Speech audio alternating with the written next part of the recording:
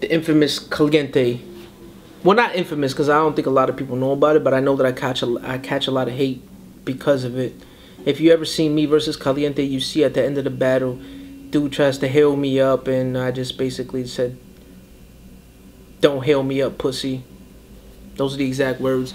But I caught a lot of hate from it because people are like, "Oh, Tycoon Tax, like, he didn't hail him up, like, what a bird, like, this, that, the other." It's just like people don't even understand the background story of that, like, leading up to the battle. Well, explain hail me up real quick, because I don't think Oh, hail me up. That means, like, hail him up, like, shake hands. I guess pound is what... Dapping, yeah, like, he didn't dap him up is what it is. So hail up is like this. I guess some people do this. Some people may do this. I don't know. It's just a whole, you know what I mean? You take it for what it is. But for us, I think it's this. Or maybe this. But I don't think nobody does this anymore.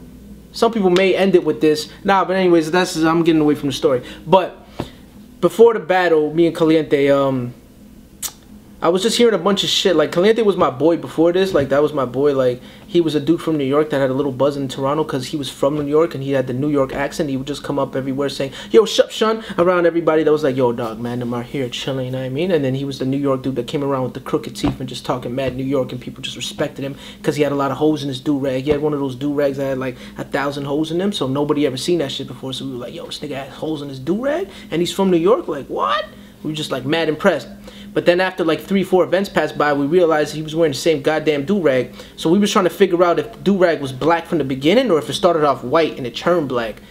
But that's a whole other story anyways. But anyways, from leading up to the battle, I realized that the dude was actually homeless, right? So he came to an event one time with the MTV camera crew following him and didn't tell nobody he was homeless. He just showed up there saying, "Yo, shup, shun," like, "Yo, niggas got," like, you know what I mean, MTV following them, you know what I mean? I'm getting on my reality show shit. And at that time, I was just like, "Yo, you got a reality show, dog? Like, that is crazy, B. Like, what's up?" He's like, "Yeah, you know what I mean? Check me out on MTV, you know what I mean? Holla at me later." And like, try to play it off like he was getting in a cab, but at the same time, he was just walking down the street. But later on, the TV show came on TV. I'm looking at him like, "Yo, it's my boy Kaliente. He's from New York." Turn it on.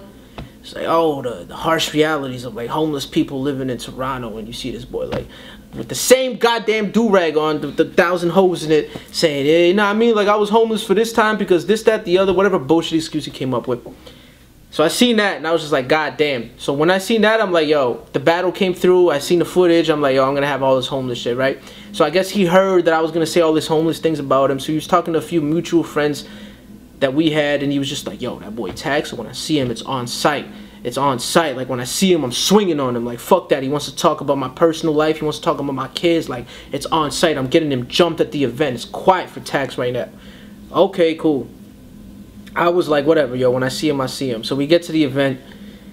He sees me at the event when I walk in. He goes, "Yo, Tex, yo, you better have bars, because I came with bars." And I'm there with like 2 of my people, and I'm like, "Yo, dog, you know what you were saying behind my back. Don't even talk to me right now, because you're taking it to another level right now. Like, you know what I mean? Like, don't even talk to me, because I'm going to smack the shit out of you if you keep talking to me." "Oh, alright, Tex, that's how it is. That's how it is, Tex. Alright, cool, man. Whatever, whatever." Mind you, he just said he was going to jump me when he see me. Whatever, cool. So we went our own separate ways. After that, there was the VIP area at that time. So we go upstairs. Shotty Horror and Uno Lavos is up there, and they like taking pictures with people. Uno Lavos and Shotty can vouch for this. So we was up there taking pictures. Caliente gets in his bum ass gets in the picture with Shotty and Uno, and I'm in the back. I just got a drink out the bar, like walking. They were like, "Yo, Tax, get in the picture." And I'm like, "Yo, I don't take pictures with pussy niggas." And then Kali's like, "Oh, look at Cali's like, oh, look at him, he's feeling a certain way." I'm like, "What?" I put my drink down, I went over there and I just gave him a nice little, you know what I mean? I punched like real dudes, but I slapped bitch niggas, man. So I slapped him, and then Uno Labos grabbed me, said, "Tax," pushed me downstairs. So from there, it was just like, whatever. He was just like acting mad crazy. So it was just this whole... In retrospect, like, I regret not hailing him up at the end or dapping him up or whatever at the end, but at the same time, like, you gotta understand, like, I was just, like, so much animosity was built up to what he was saying he was gonna jump me, then he was like, "Oh, look at him, he's feeling a certain way, he's getting in his feelings," and all this shit like this, and I just had smacked dude right before the battle, and then we just battled, and then at the end of the battle, he's like, "Yo, it's all love, man." Like, no, man, I can't heal you up after that. Like, I can't dap you. I can't even give you one of these. He wanted, yo, the thing is, he wanted one of these. Like, maybe if it was one of these, like, it could have been, but he wanted one of these. Like, come on. And he probably would have brought me in for, you know, the ones where they drag you in with the shoulder hug? He probably wanted that. And it's like, nah, man, I can't. I probably would have done one of those, but I couldn't do any type of. But that's what it is, and that's what it is, and people were just like, saw the footage drop, and I never explained it in the post battle interview. Everybody was just like, oh, he's just trying to be so hard and everything. It's not me trying to be hard, man. It's just like certain shit I just can't let slide. Like, dude was saying he's gonna jump me. I just slapped you in the VIP. From that, if anybody slapped me right before a battle, I'm not battling no more. Like, we can go outside of me. He still wanted to battle me, and after the battle, he tried to give me one of these. It's like, come on, man. I'm sorry. Same time, yo, shout out to Kaliente. I hope you're doing good, man. I don't know. I heard you living in a refrigerator box or something. Know what I mean? The refrigerator boxes be nice, especially the Samsung joints. They have like 2 compartments in that bitch. But I heard before you was living in a microwave, motherfucker. So I don't know, man.